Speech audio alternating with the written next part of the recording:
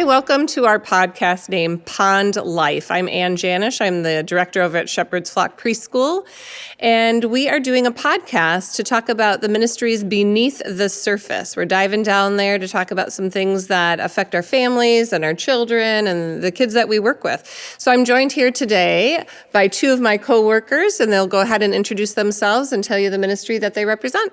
Yeah, thanks, Ann. Hi, I'm Becca Richardson, Director of Children's Ministry here at Shepherd of the Lake. Hey, y'all. I am John Holt. I am the Director of Children, Youth, and Family here at the SOLLC. So one of the things when we were chatting about how do we connect our ministries and make it a stronger connection between all of us, one of the things that we talked about as we approached Holy Week is we've had these different discussions with kids within our work and our own families about Holy Week, and at the end, when Jesus is crucified, how do we talk about these things? How do we talk about these hard topics with our kids?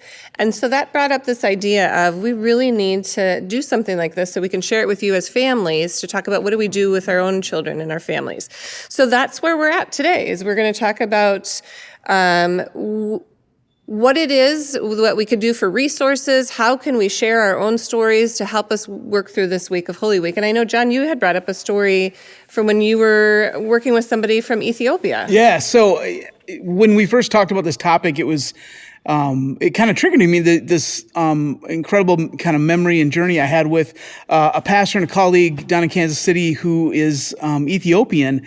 And when he came over and when he was going through seminary and whatnot, one of the things that was really striking to him was the difference in terms of how his family, dealt with death and grief, and how he experienced kind of Western culture experience with death and grief. And one of the words that he used was it's almost as though it's a little bit antiseptic, or there's some barriers for families around kids in that journey of death and of grief and celebration of life. And we talked about it for a while, and that really triggered in me as well. I'm like, boy, that makes sense. I had a memory with my own sister when my grandmother passed a number of years back, and my daughter was about 3. And when she passed, we grieved together, and she was a really important, person in our lives. And the question was, how much do we want Marin to experience? Do we want her to experience the wake and to see my late grandmother's body and how to process that, explain that to her? All of those things were there. And I remember my sister and I having a conversation, and she wasn't comfortable with my nephew, who was 2 years older than Marin, so about 5, wasn't comfortable with that. Wasn't comfortable with him going in and seeing the body and at the wake and kind of dealing with death so up front. And Carrie and I were, my wife Carrie and I were very much, we'll talk about it with her, and let's make this a healthy experience for her, as opposed to my sister who thought, boy, I don't want it to scare my son. So that was for me really an impactful moment where, as a parent, I'm like, what tools do I have in the toolbox to figure out what do I do here, and how do I address this? How do we celebrate my grandmother's life fully and deal with some of the real things that are right in front of us regarding death? Well, and it brings up that point, too, that we've talked about, is the families are the experts of where their children are at developmentally and what they can handle with what we tell them, how we tell them, right? So when you were talking about that, it reminded me, too, of when my grandmother passed. My son was about 3 years old as well, and he was very much concrete thinker. He needed those bits and pieces of what is really happening in this process.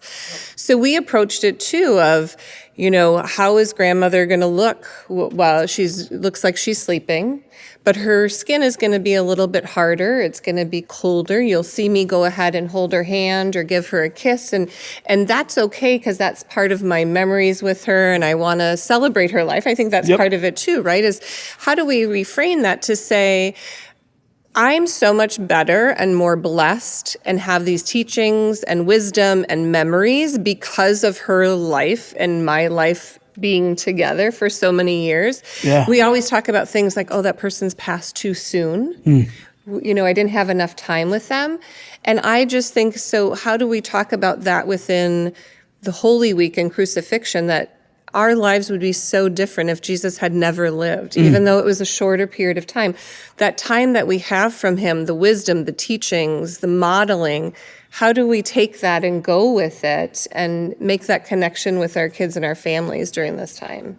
Being thankful for what you got out of that relationship with them when you had it, and feeling the dichotomy of both emotions at the same time and allowing that to exist, right? So you can feel the joy and just the blessing that their life was with yours, while at the same time the sadness of the change.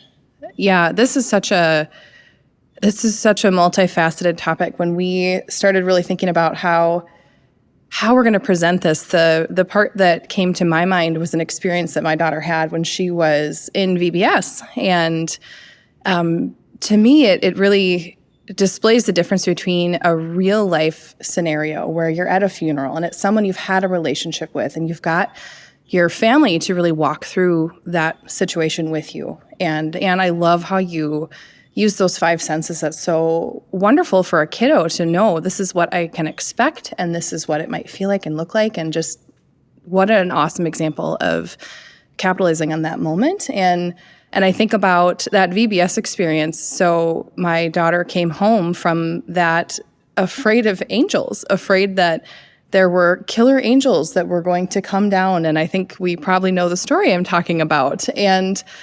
that was a hard one because I didn't know what had been said. I wasn't the one there sharing the information. So in that instance, I had to make a choice. I had to say, oh no, I could say that's not going to happen. You're fine. Or I could take that opportunity as her parent or caregiver and try to take what I knew about faith and the Bible and the stories that she may be hearing at VBS and try to walk that journey with her. And that can be scary, right? Because I don't feel like I'm an expert, but I am an expert on her. And I feel like that was such a great time to show my vulnerability with her. I don't know everything, but here's what I do know, and here's how we can walk through this. And she went from a place of, I'm not going back, I'm afraid of this, I don't like it, to now she's read the children's Bible, and she knows what to do when something brings up fear or when something brings up confusion and she doesn't understand that if we don't know the answer, we'll find it together or we'll work it out. And that was so empowering because I went from a place of, can I do this, to, I think I kind of did it. And it's not going to be perfect every time, but it was worth a try. Well, and it's really important. Just kudos, because some of this is just having the courage to lean in as a parent to difficult things, right? It's saying, I'm going to have that dialogue. I think sometimes we I hear stories about people kind of parent-splaining things away, meaning, let me tell you a kind of fictitious story about how this is, and later we'll get into the tough stuff when you're ready. I think what we do is then we take away that opportunity to just build that connection, right? That connection you had with your daughter to talk about the scary part of the Exodus story, right? And the plague. Pretty scary. That can be scary to talk about. Blood on the door, angel of death. Those are scary things. And yet you leaned into it and you were able to talk through it and talk about it. That is a powerful, powerful witness. And here's the deal. We as parents, as we kind of conclude today, we as parents, we don't have all the answers, but we don't need to have all the answers. There are tons of resources, first of all. I think you all know there are tons of resources here at church, through staff, through CYF staff, preschool staff, pastors. So those resources are there to talk about these tough things, to talk about Jesus' death, to talk about crucifixion. But also, we are equipped as parents to be able to lean into that. We have a faith witness. We have God working through us to be able to do that kind of work together. You were equipped with it, even if you don't feel like you're equipped, right? You're equipped to be able to have those tough conversations, especially because you know your kiddos. And so, in conclusion, you guys, God's story is your story. And your story is God's story. Plain and simple. So continue to tell that story, lean in with your kids, and talk about these things, talk about tough stuff. And reach out to us if you need resources, if you need support, you need backup, because we got your back too.